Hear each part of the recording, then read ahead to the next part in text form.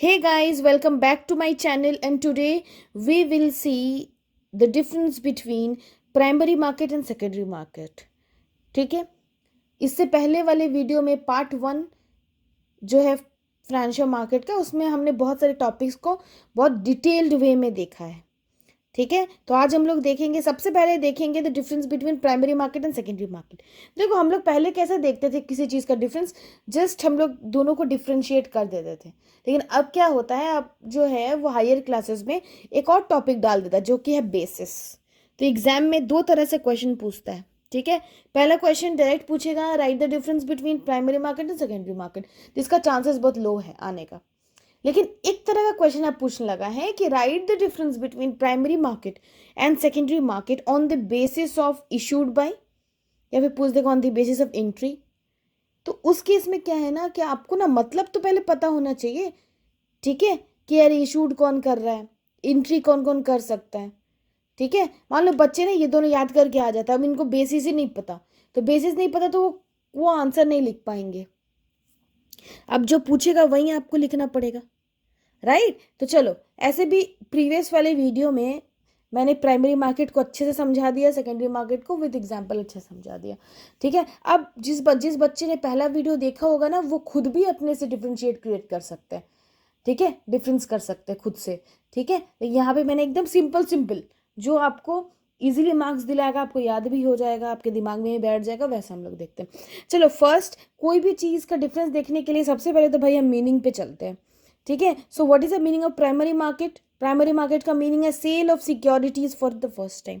मैंने आपको पहले ही बताया है कि पहली बार जब कोई ऑर्गेनाइजेशन जो है शेयर इशू करती है फॉर द फर्स्ट टाइम, ठीक है, तो वो चल जाता है प्राइमरी मार्केट में।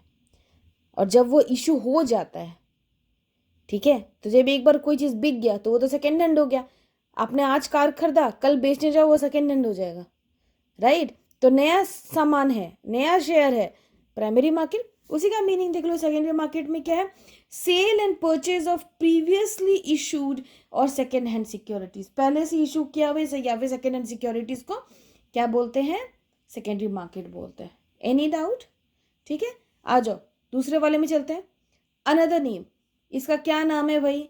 New issue market. क्या नाम है? New issue market.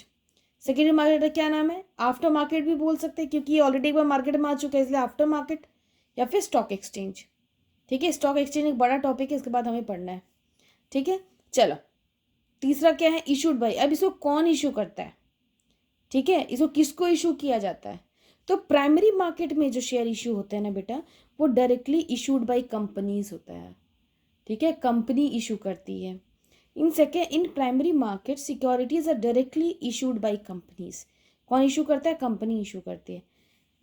तो सेकेंडरी मार्केट में कौन इशू करता है? कंपनी इशू करती है? नहीं। मैंने आपको क्या बोला, सामान एक बार दुकान से निकल गया तो अब उस दुकानदार को कोई मतलब नहीं है।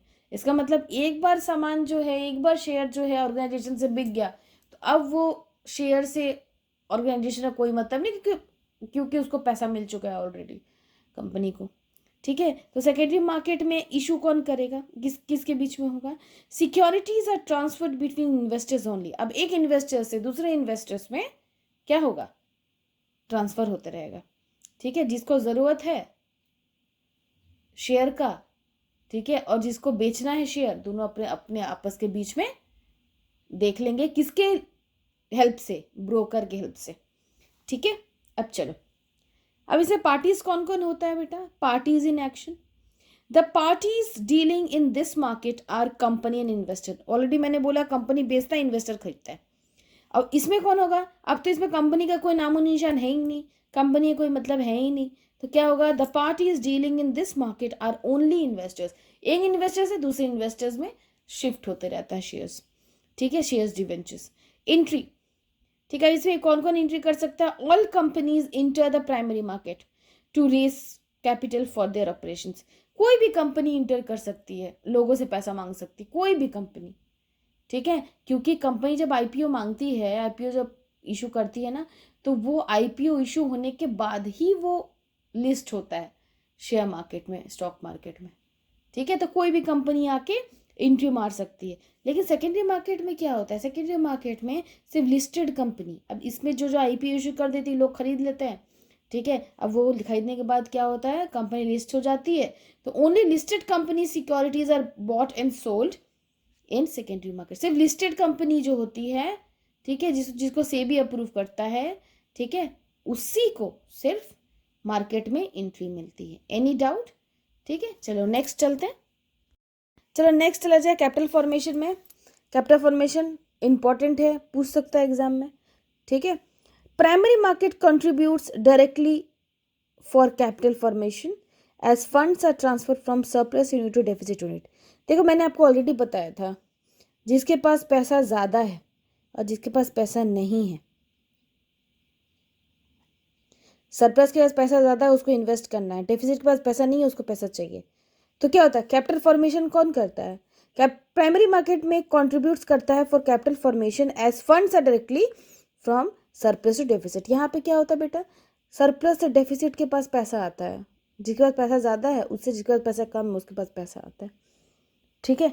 और सेकेंडरी में क्या होता है, अब तुम सोचो यहाँ पे क्या बोले कि बोलने का कोशिश किया है, the secondary market contribute indirectly, यहाँ डायरेक्टली है, ठीक है, या इनडायरेक्टली है फॉर कैपिटल फॉर्मेशन, याद रखना ये डायरेक्टली है, डायरेक्टली सरप्लस से डेफिसिट में आ जाता है पैसा।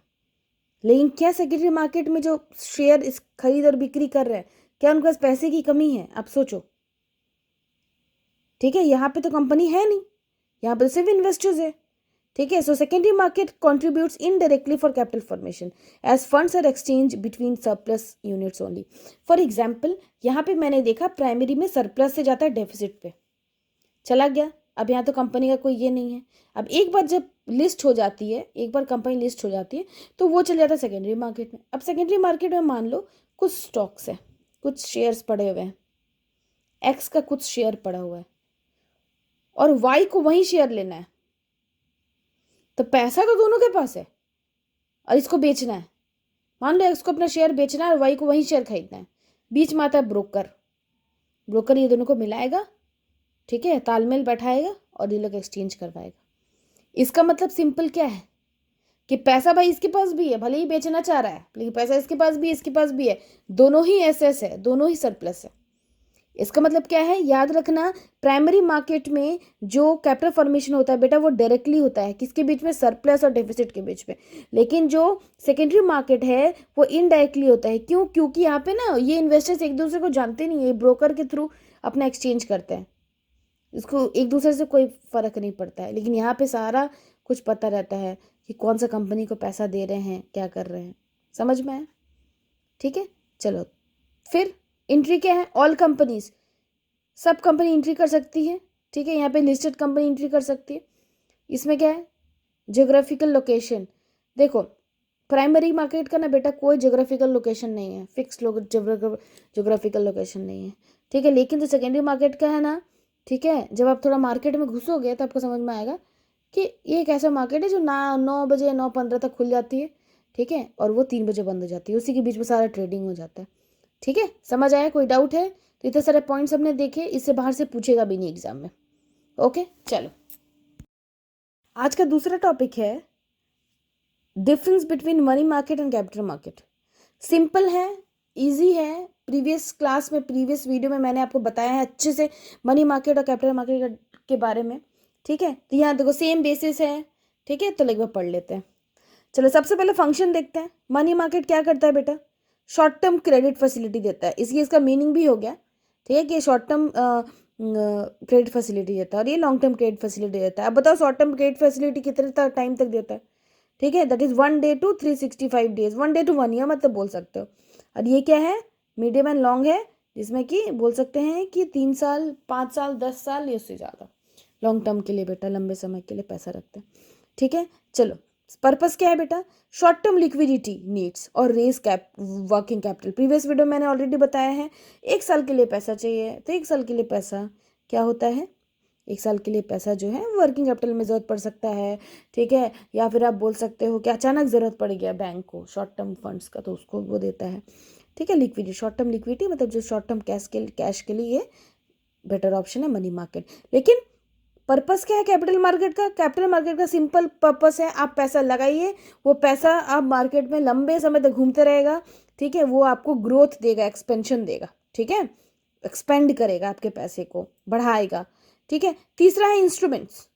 ठीक है, मनी मार्केट के इंस्ट्रूमेंट्स ये याद कर लो, क्योंकि ये ना आपके सिलेबस में था पर अब नहीं है, तो अब नहीं है तो याद करने की भी जरूरत नहीं है, बस 2 नाम याद कर लो, टी बिल मतलब ट्रेजरी बिल, ठीक है, और कॉल मनी, और भी बहुत सारे हैं, कमर्शियल पेपर है, कमर्शियल बिल है, ठीक है, लेकिन वो सब याद करने की जरूरत नहीं है क्योंकि वो एग्जाम में पूछेगा ही नहीं, अब वो हट चुका है। अच्छा वो हट गया क्योंकि आप लोग को बहुत पढ़ना पड़ता है फिर।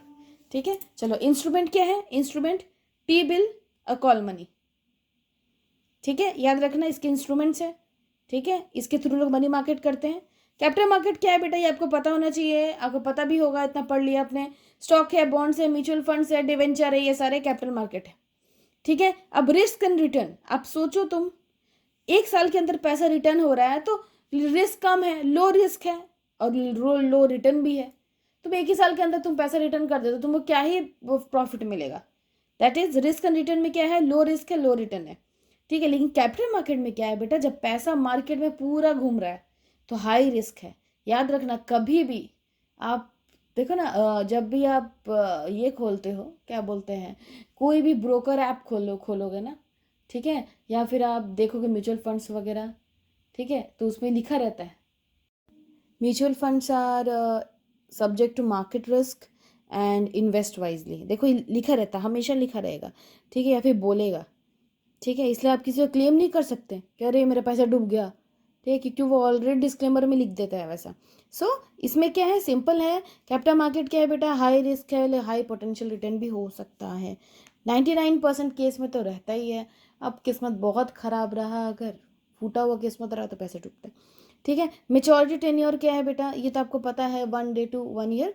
इसमें क्या है, लॉन्ग टर्म मेच्योरिटी है, exceeding 1 year to long years. ठीक है, 10 साल, 20 साल, 25 साल चलता है पैसा। जितना आप लंबे समय के लिए छोड़ोगे पैसा उतना ज़्यादा बढ़ता है। ठीक है, यही है। आई होप दिस टॉपिक और जो मैंने अभी इससे पहले पढ़ाया, प्राइमरी मार्केट, सेकेंडरी मार्केट, वो भी अब क्लियर हो गया होगा। ठीक है, क्योंकि टफ नहीं है, इजी है। जिस भी बच्चे ने मेरा प्रीवियस वीडियो नहीं देखा है फाइनेंशियल मार्केट का, ठीक है, वो जाके देखो, उसमें पूरा डिटेल वे में सब बताया हुआ है। ठीक है, नोट्स भी प्रॉपर अवेलेबल है, आप इजीली पॉज करके नोट्स भी लिख सकते हो। ठीक है, एग्ज़ाम के पॉइंट ऑफ व्यू से सारी चीज़ें बहुत सिंपल वे में, सिंपल लैंग्वेज में, ठीक है, जो आप लिख सकते हो, याद कर सकते हो, वो मैंने आपको दिया। ठीक है, इससे पहले वाले chapter, that is chapter number 9 financial management का भी बहुत अच्छा डिटेल्ड वे में मैंने वीडियो बनाया है, आप देखिए। लास्ट में मैंने प्रीवियस 2 ईयर्स का क्वेश्चंस भी सॉल्व कराया है उस चैप्टर से, इस चैप्टर से भी करवाऊंगी। ठीक है, इसीलिए आप लोग अच्छे से पढ़िए, बहुत एग्ज़ाम सामने हैं। आप इस सब्जेक्ट को लाइटली नहीं ले सकते। ठीक है, लाइटली जहाँ लिया वो आपके परसेंटेज को डुबा देगा। ठीक है, इसीलिए आप लोग पढ़िए अच्छे से। ओके, चलो हम लोग अब नेक्स्ट वीडियो में मिलेंगे। Bye, take care.